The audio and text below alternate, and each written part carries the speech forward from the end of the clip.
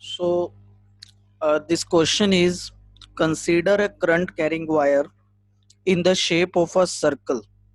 That means there is a current carrying wire like this और उसका जो end है वो circular end है. तो ये देखिए, ये मैंने इस तरह से current carrying wire आपको show कर दिया. And then given, note that the current progresses along the wire, the direction of J current density changes in an exact manner while current I remains unaffected. So देखिए, इस wire में से current progress कर रहा है तो इस तरह से करंट ये फ्लो कर रहे हैं. सो current density we have studied. Current density is a vector and it is the ratio of current and area of this cross section. सो इसमें जितना करंट होगा और ये जो एरिया ऑफ क्रॉस सेक्शन है, इसके रेशियो को करंट डेंसिटी कहते हैं हम. So the agent that is essentially responsible for this.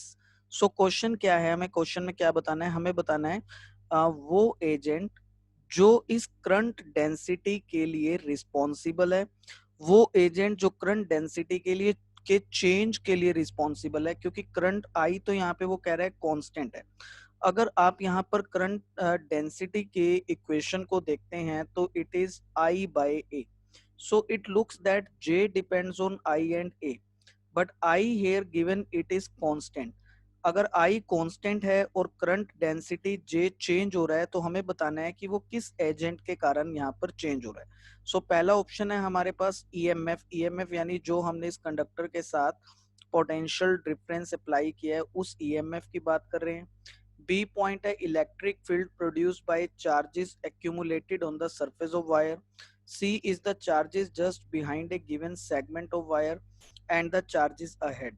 सो देखो, बहुत सिंपली हमने एक डेरिवेशन किया था और इस डेरिवेशन में हमने रिलेशन फाइंड आउट किया था. Relation between, that is the relation between current density and electric field.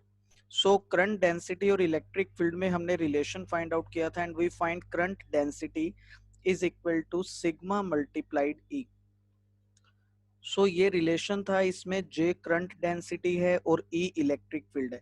सो अब यहाँ पर हमारे पास दो क्वांटिटीज में रिलेशन है, करंट डेंसिटी में और इलेक्ट्रिक फील्ड में.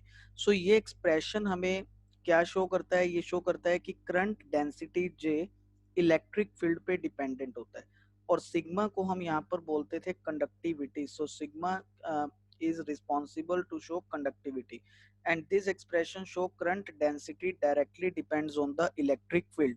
So इन चार ऑप्शंस में से हमें ये बताना था कि करंट डेंसिटी किस पर डिपेंडेंट है. So correct option is option B. So option B क्या गिवन है, electric field produced by charges accumulated on the surface of wire. So ये इलेक्ट्रिक फील्ड रिस्पॉन्सिबल है करंट डेंसिटी के लिए और ये इलेक्ट्रिक फील्ड रिस्पॉन्सिबल है करंट डेंसिटी के चेंज के लिए और यही इलेक्ट्रिक फील्ड की डायरेक्शन जो होगी वही यहाँ पर करंट डेंसिटी की भी डायरेक्शन होगी.